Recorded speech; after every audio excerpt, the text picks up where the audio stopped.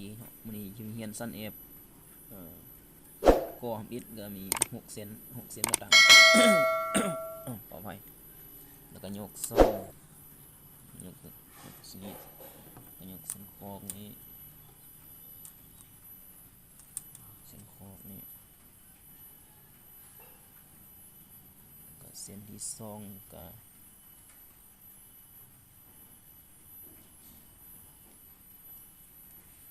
ซ่องก็ยกเครื่องนี้ซ่องเส้นเครื่องนี้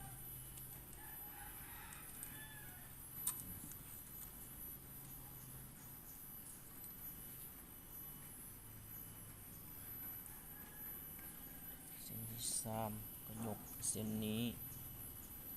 แล้วก็มายกนี่ซ่องเส้นนี้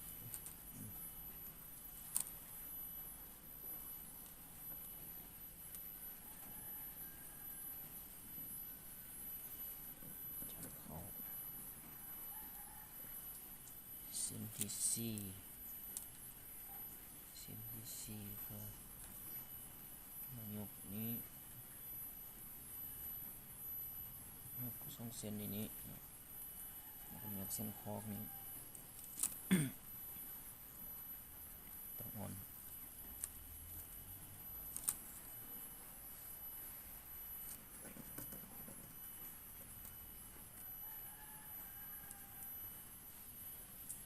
เส้นที่5ก็มายก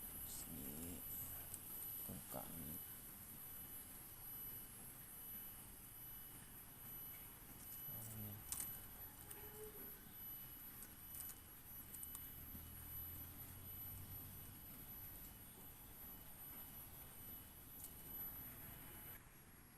เส้นที่4เปลี่ยนดอกไม้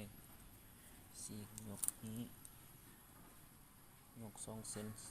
นี้แล้วก็2เส้นนี้จงไว้กลางๆ2เขา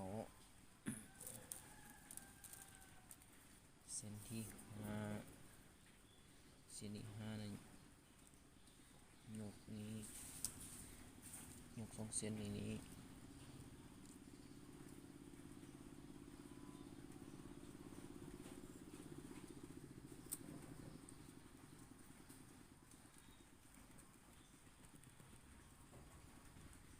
มันใจไปว่าอีกคน โอ้แม่นยังก็ไม่ใช่2เส้นนี้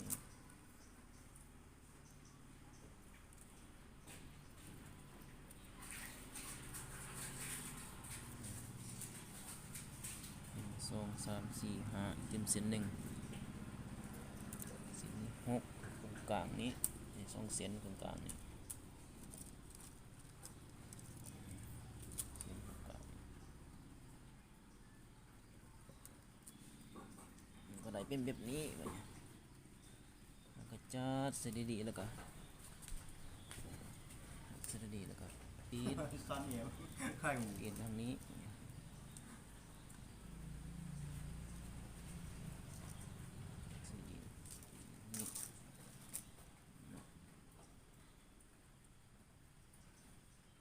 เพลงดีๆเที่ยงกัน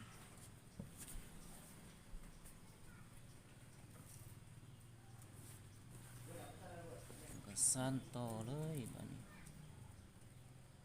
ยกช่องเส้นนี้กับเส้นนี้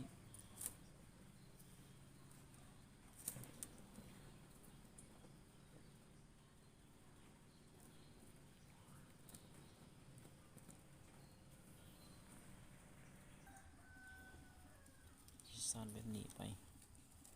ยกซองวางซองไปกินสุดเนี่ยกินหมดไม่ตก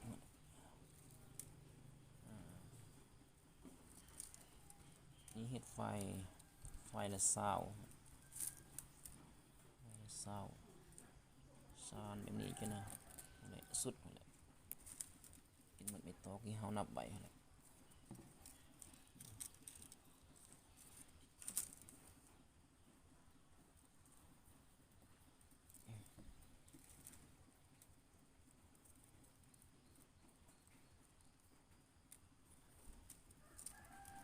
ชั้น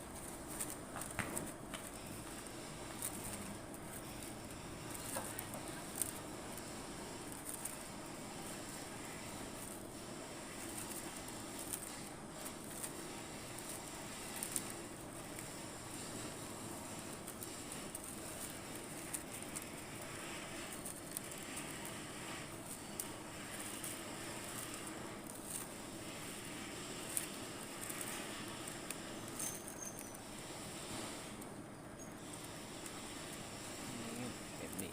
สุดอีก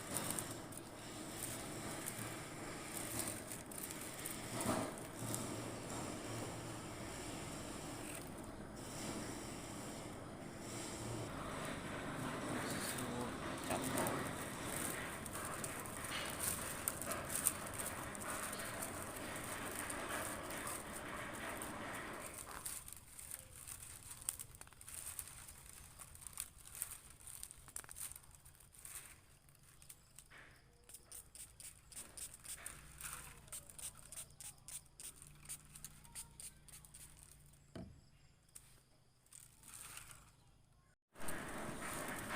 ซันไลท์ให้เป็นสี